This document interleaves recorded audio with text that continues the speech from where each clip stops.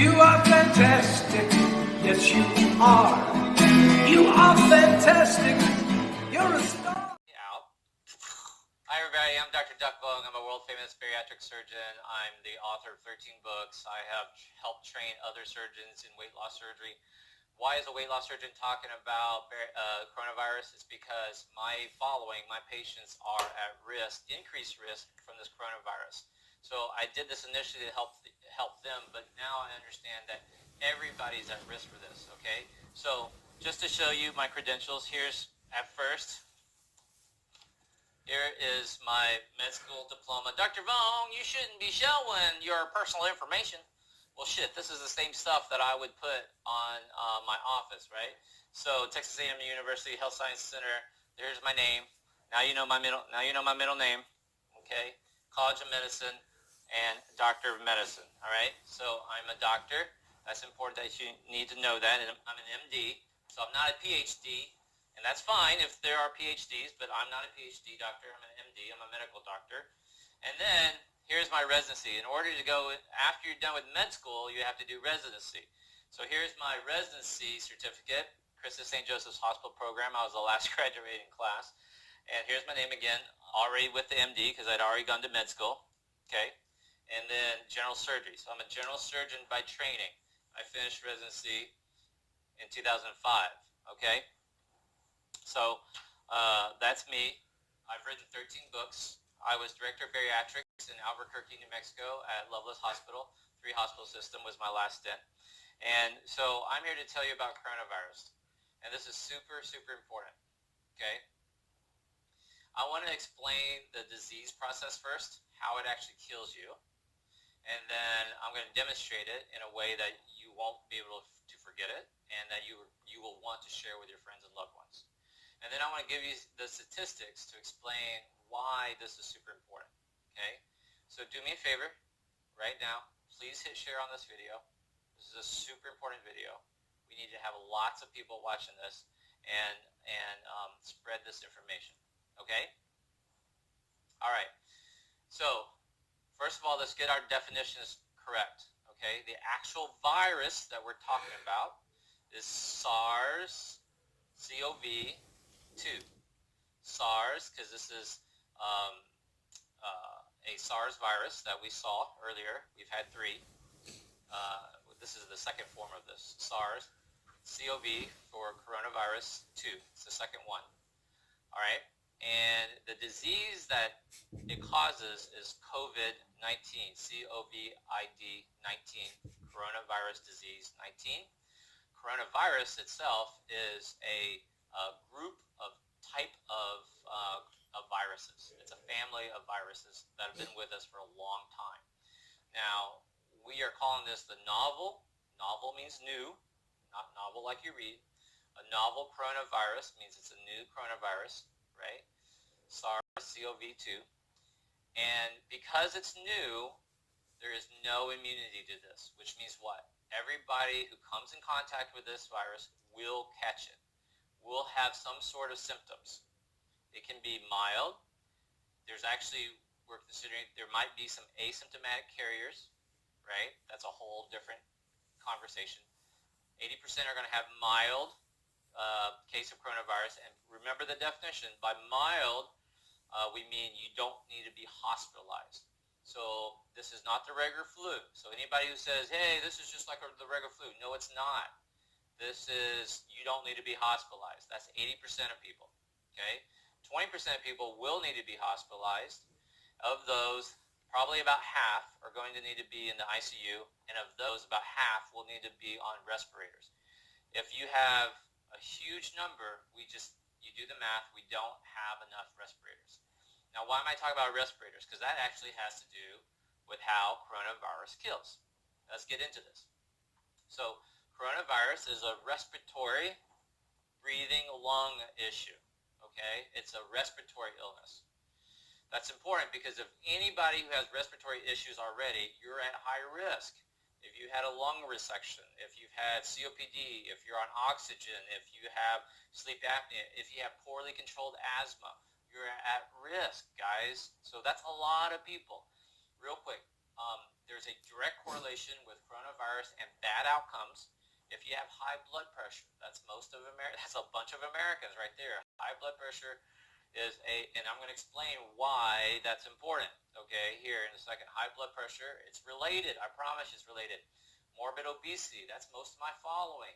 Now, if you lost the weight, then you're at normal risk. But if you are BMI over 40, you're at a high risk, okay? Older age, but remember that numbers coming down. It's not 80-year-olds. We are warning 60-year-olds about this, and now we're having people in their 40s being hospitalized and people in their 30s dying from this, okay?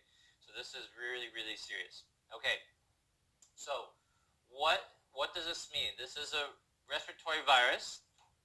So remember, this virus is airborne, okay? Listen, it's airborne. And it's also contact.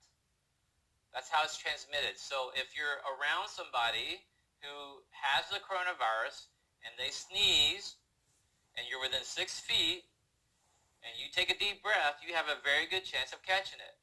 Okay? Dr. Vuong, I'm an introvert. I'm not around people. If you kiss them, if you hug them, if they breathe on you, if they snore on you, if you understand, it's in the air, right? It's droplets. We think it's droplets. So it has to be droplets as opposed to being aerosolized where it can live outside without being in droplets. This is important because if it's aerosolized, if it's able to survive without being in droplets, then our masks don't do shit, okay? But anyway, eventually this virus has to make its way into our oral airway, this oral airway, okay? Because, and it's a weird, like sometimes we learn anatomy or know about it, but we just don't make the connection. Give me an amen if you've ever studied anatomy, but somehow it just doesn't connect, right? So our mucous membranes, our trachea, our nasal passages, our sinuses all come together in our mouth, goes down our throats, our scrawny chicken neck throats here, and then there's 2 tubes. One is our esophagus, where our food goes, and one's our trachea, which is where our lungs and our air passes. And that's where you, so people get confused by this. When you burp from your esophagus, your stomach. When you cough from your lungs, your trachea. So this is a respiratory illness. So the virus will make its way into your nose, throat, and then will go into your airways. This is your lungs, okay? All right? So we're talking about your lungs. Now, I want to do a real quick demonstration. So imagine, Dr. Vuong, what are your lungs? Right here, guys.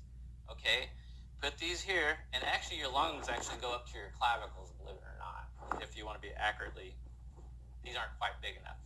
But your lungs are huge. So the top of your lungs go up right above your clavicle, your shoulder bone right here. They do. Trust me, they do. And they go way, take a deep breath. Everyone take a deep breath for me. When you do that, your diaphragm pushes down, and your lungs, if you go in your, I might have to jump for this. If y'all can see, way down there, you can feel your ribs. You can feel the bottom of your ribs is right above your belt line, guys. Your lungs go way down here, way down there, past, like almost to your waistline. Those are your ribs. So those are your lungs. Your lungs are huge. So these are small examples. I would really need a bunch all through here, all down through here. You guys get the idea, right? So now you have these 2 lungs, right? Now watch. Your lungs have little air pockets in them. They're called alveoli. You see right there? And like these little sponges here, there are little air pockets in here, all right? That's what I'm trying to show you here. That's what I'm demonstrating, these little air pockets, okay? And that's how you do the gas exchange, okay? Now, to keep this real simple, there are 2 types of cells in your lungs. Type 1 pneumocyte is what does the exchange. of gases. So what do your lungs do, right? Take a deep breath. What comes in? Oxygen. Exhale, what comes out? Carbon dioxide, CO2. Well, the exchange between the oxygen and the CO2 is in type 1 pneumocytes, type 1 lung cells, okay? Now, obviously, let me ask you this question. How long can you hold your breath for? 1 Mississippi, 2 Mississippi, 3 Mississippi. Maybe 1 minute. Deep sea divers can maybe do 5, 6, 7, 8 minutes. The world record is something like 15 minutes or something like that. But for the most part, most of us, you're talking about holding your breath for about a minute, minute and a half, right? So imagine if your head is underwater. I always tell my patients this story. It's kind of like if your pimp is holding your head in the toilet. If your pimp is holding your head in the toilet, how long could you hold your breath for? Right? Not very long, a minute and a half. First of all, why do you have a pimp? You know, you kind of messed up your life. You know, two, if you have a pimp, that's God bless you. Sometimes you have to have a pimp in life. That's fine. I'm not judging, not judgy. But why are you pissed off your pimp? I mean, your life is pretty screwed up. So if your pimp is holding your head in the toilet, how long can you live for? Answer, not very long. Maybe a minute, minute and a half, 2 minutes, right? Without air. So this oxygen, now that, the reason why I tell you that is because it's super important. It's super important in terms of what I have to explain on how the virus kills, okay? So this oxygen exchange is super important. Now, there's another type of cell, type 2 pneumocytes, that's responsible for producing something called surfactant. Now, surfactant is, imagine like a little layer of like goo that lines, it's a real thin lining of your alveoli, right? And it keeps the alveoli, helps it to collapse and expand. Collapse and expand. Super important. So you're around somebody that coughed, or you kissed them and they're infected, or you're out and about. And remember, the coronavirus also lives on surfaces. So how long is debatable? Stainless steel might be 2 or 3 days. You know, plastics, wood, it's different. It's anywhere from a few hours to a couple of days, possibly. We're not sure. So there's contact. You can, that's shopping cart, that's the rail, that's the whole, you're in the subway, you're holding. You've touched something that someone has touched that's infected. Now, then it has to go from your hand. Then you have to touch your face. You wipe your shirt, wipe your jeans, you know, you hand wash, you kill that little fucker, bacteria, that virus, you kill it, you wash it, then it's gone. Now you touch your face all you want. But maybe you just, you know, because we randomly just kind of do stuff like this all the time. But the coronavirus now has made its way, my hands are clean by the way, has made its way now into your mouth, the oral airway, okay? So now anyway, it's in your lungs. Now what does it do? It targets your type 2 pneumocytes. And your type 2 pneumocytes has this receptor called the angiotensin converting enzyme. This is the receptor. Now why is this important? Because hypertension, have you ever heard of an ACE inhibitor? ACE inhibitor, it helps regulate blood pressure medicine. Now you understand why people with high blood pressure are at risk, because somehow this coronavirus targets this ACE protein, okay? And then it makes its way into this little, guy, makes its way into your type 2 pneumocyte. Now, I don't want to get too technical on this, but basically, it's going to make a bunch. Get too technical on this, but basically, it's going to make a bunch, all right? A bunch of little progeny. It's going to replicate itself, and then what happens? This cell will then die. Now this is one little tiny cell of millions of cells, right? So it's this one little cell dies. But then what happens? Because the cell dies, there causes a huge inflammatory response. So your body then does a lot of stuff. It sends out a lot of interleukin 1, interleukin 6, tumor necrosis factor, alpha. So your body starts to mount an immune response. And it actually, your immune response, when it starts to rapidly get out of control, it's actually how you die. It's your own body trying to save you, ends up really just killing you, okay? So this dies. So the cell dies, and then when the cell dies, there's a huge immune response, and then the alveoli in here, so here we have an alveoli. That's these little air pockets you see in your lungs, okay? These microscopic air pockets here, all right? Your alveoli then brings in fluid, okay? Then fluid goes into your alveoli. Fluid goes into your alveoli and it starts filling up with fluid. And what is that called when your alveoli fills up with fluid? Anyone know?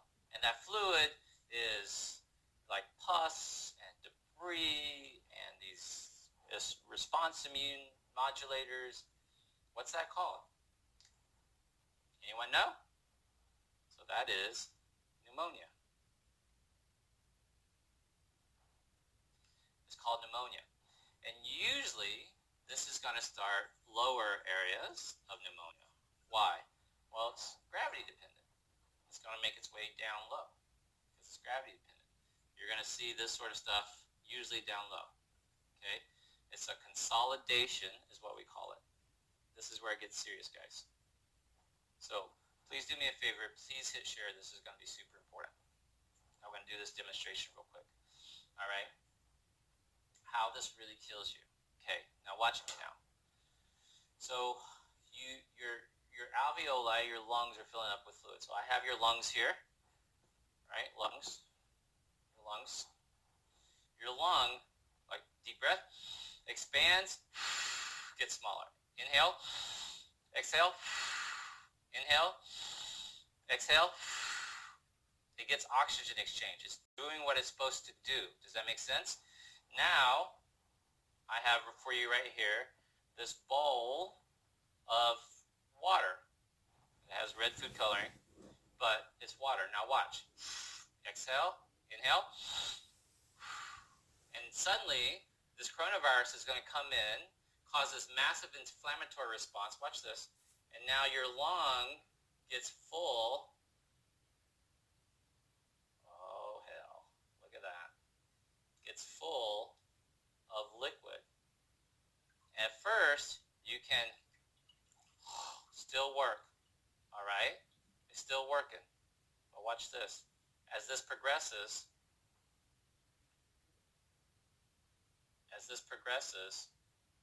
leave that in there.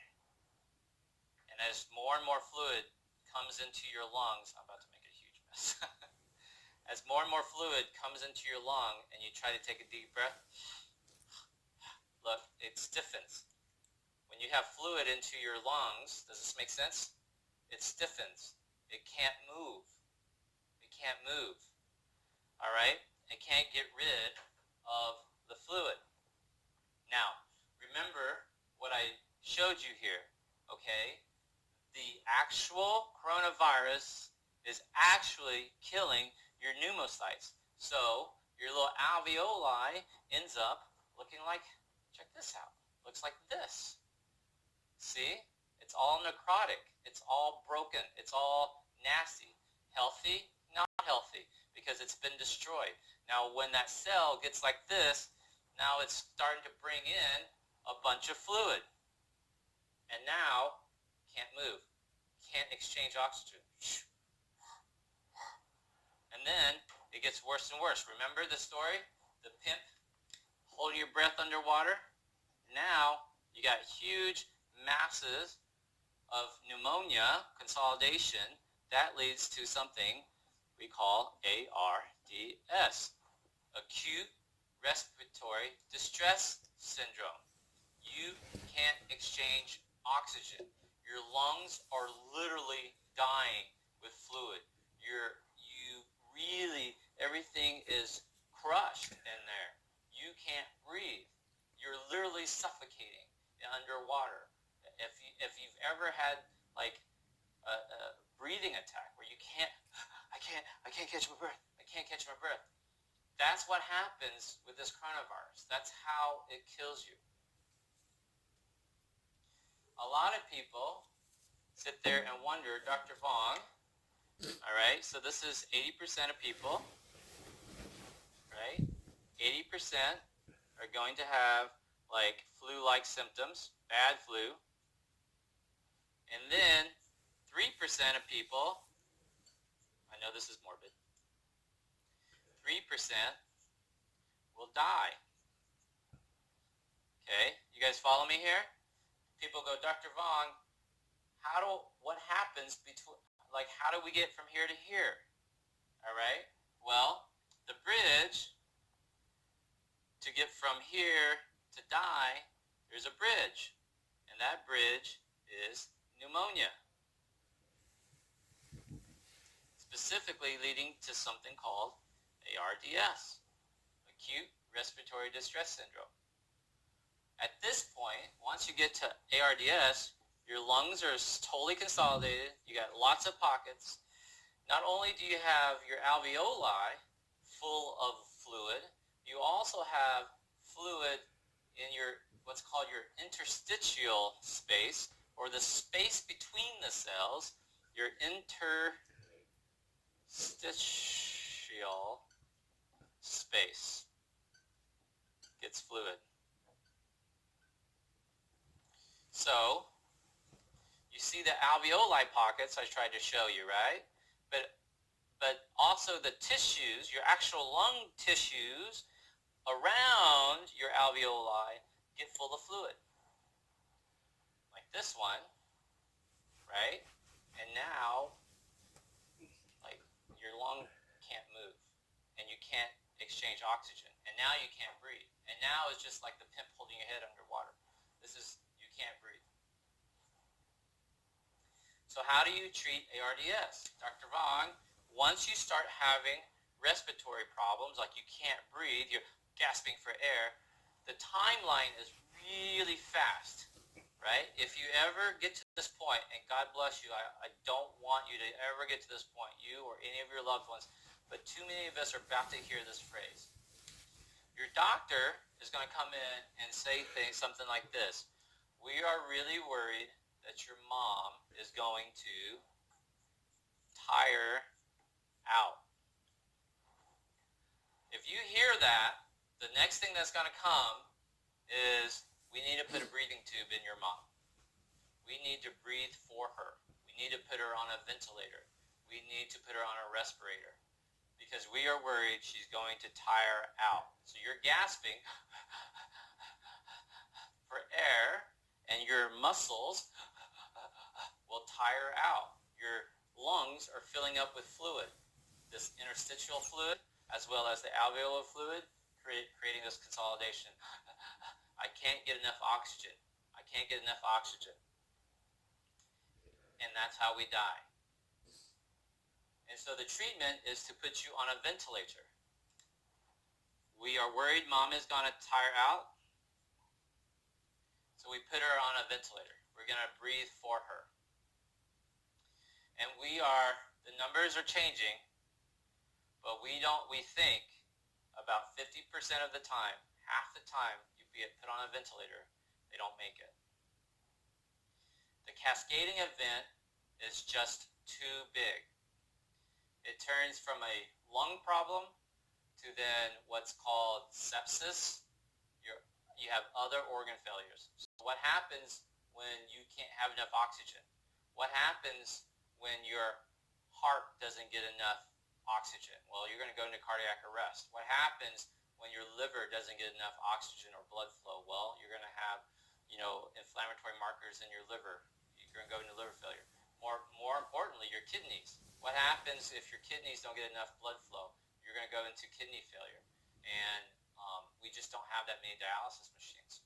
We don't have enough ventilators to handle this small amount of people who are going to need it. Trust me, okay?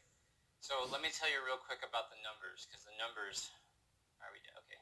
The numbers are super important, right, guys? Today's March 23rd.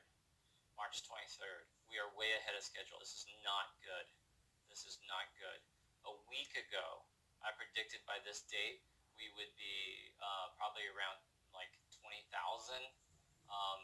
cases in America alone. We are over 32,000 cases now. We are 345,000 cases worldwide, 15,000 deaths, guys. And you have to think about this, because a month ago, none of y'all even heard of coronavirus.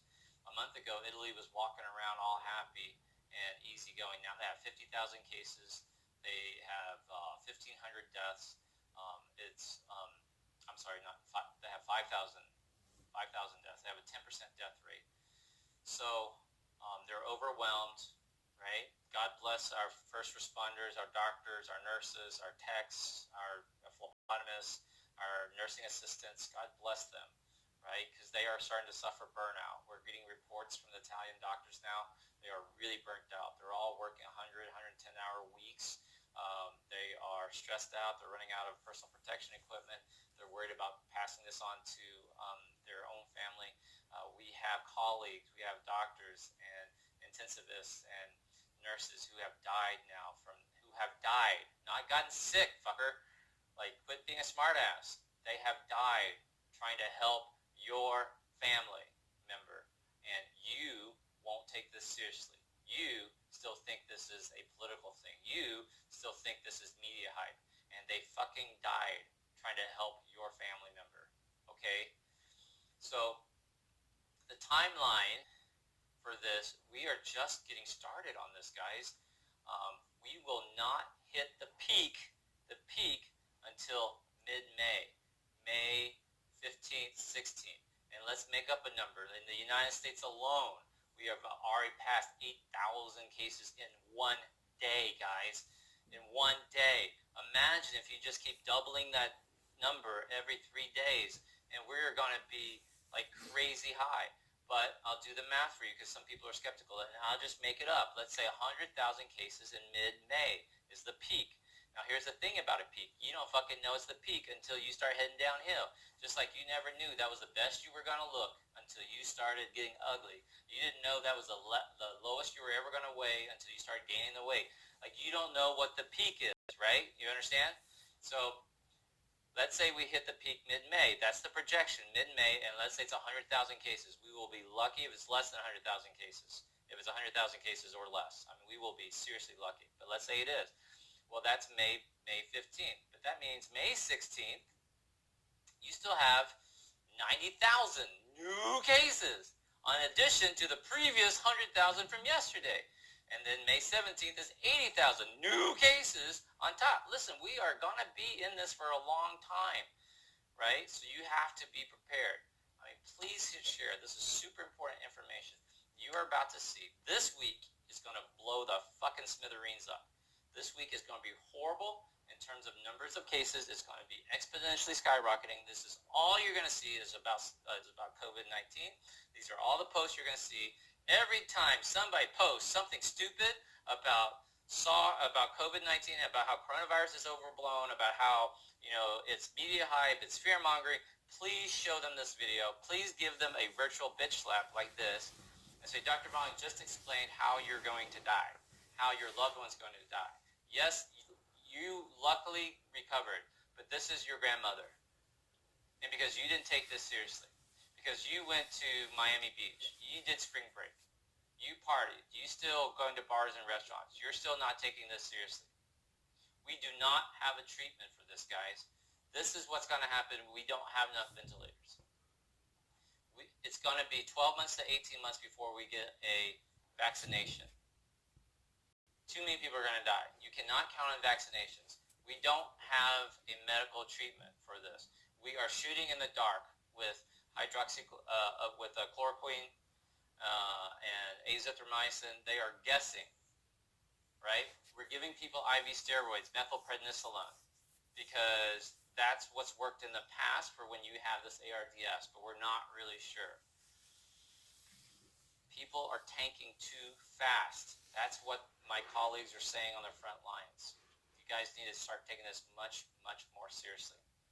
Okay? We are in this for the long term. So the timeline is we're going to hit the peak in May, but that means we're going to still have a shit ton of cases in May, June, come July, because there's a lag time. We're going to start burying our family members. The death toll will increase in July. You're going to see a substantial, huge increase in the death toll in July. Now, here's the sad part. You've been out of work 3 months. Your small business has closed down. You've had to fire all your employees. Your employer has fired you, has laid you off, has told you to go file for unemployment. The unemployment office, you can't get through because the phone lines are totally backed up. How are you going to pay for the funeral? How are you going to pay for the funeral? You're going to do a GoFundMe page like you did last time when your uncle died? Well, good luck with that. Because who's going to donate to your GoFundMe page when everybody's been out of work? This is a horrific scenario. And I'm giving you the best case scenario. I'm giving you the best case scenario. We will hit 1 million cases in the United States. I promise you. Because these numbers are terrifying. We are already at 32,000 cases on March 23rd. By April Fools,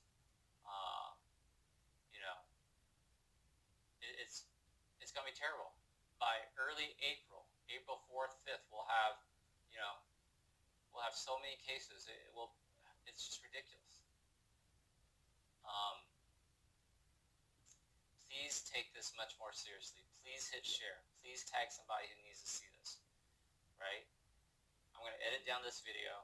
I'm going to show you how this works and how you basically die suffocating from coronavirus. That's the bridge. You don't die from the flu, guys. People are like, Dr. Vuong, it's just the flu. No, it's not. It's ARDS. It's acute respiratory distress syndrome. And you're going to overwhelm our hospital system. We cannot keep up.